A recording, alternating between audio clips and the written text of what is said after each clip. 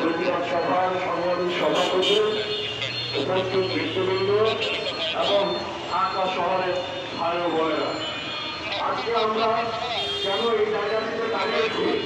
আমাদের কি এখানে দাঁড়ানোর কথা ছিল না। আজকে আমরা গতকালকে যখন শুনলাম আসিয়া মারা গিয়েছে, একজন আসিয়াকে আমরা বাঁচাইতে পারিনি বাংলাদেশ, এটা আসিয়া মরেনি বলেছে বাংলাদেশের 18 কোটি জনগণ, আসিয়া মরেনি বলেছে বাংলাদেশের প্রশাসন। আমরা আসিয়াকে বাঁচাইতে পারি নাই। আজকে আসিয়ার ধর্ষণকারী বিচারের জন্য এবং সারা দেশে অব্যাহতভাবে যে নারীর উপরে সহিংসতা অব্যাহতভাবে চলছে, তার বিচারের জন্য আজকে আমাদের এখানে দাঁড়াতে হয়েছে। কেন দাঁড়াতে হবে? এই বাংলাদেশ 18 কোটি মানুষের বাংলাদেশ। আজকে প্রশাসন নারীদের নিরাপত্তা নিশ্চিত করতে ব্যর্থ।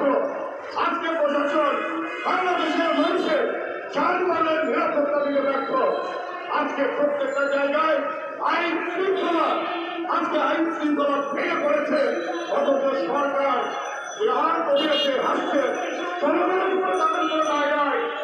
ওই দাবি যখন মালিক তাদের ছাত্রলীগের পিছনে ধর্ষণ করেছিল, আমরা মালিকের শাস্তি চেয়েছিলাম।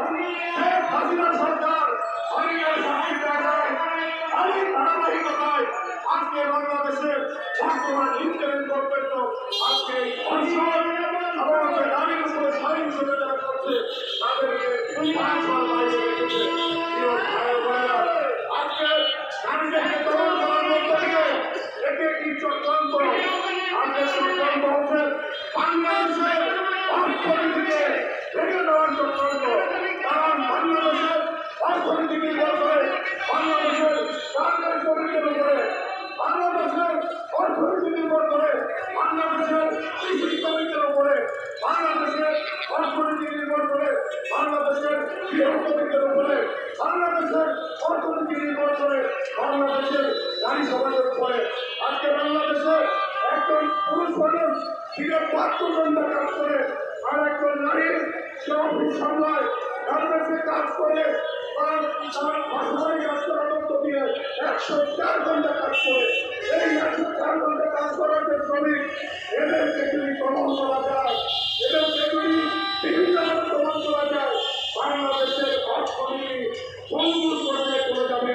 এই ষড়যন্ত্রের মধ্যে এই ষড়যন্ত্র সাম্রাজ্যবাদী চক্রান্ত আর সাম্রাজ্যবাদের এসে বাংলাদেশে যারা এখন বর্তমান আছে তারা এই চক্রান্তকে অগ্রসর করে দিয়ে যাচ্ছে। আমরা বাংলাদেশের কমিউনিস্ট পার্টি ডাক্তার হিসেবে বলতে চাই, বাংলাদেশের মানুষকে ভাবতেন না। বাংলাদেশে এইসব থাকতে চেয়েছিল, থাকতে পারে নাই। কেন পারে নাই? শুধুমাত্র বাংলাদেশের মানুষের ভোটাধিকার দিতে চায় নাই। শেখ হাসিনা বিভিন্নভাবে রাতের ভোট, আগের দিনের ভোট, তামিলনাড়ুর ভোট, বিভিন্নভাবে সকল কিছু নিয়ন্ত্রণ করে ক্ষমতায় থাকতে চেয়েছিল।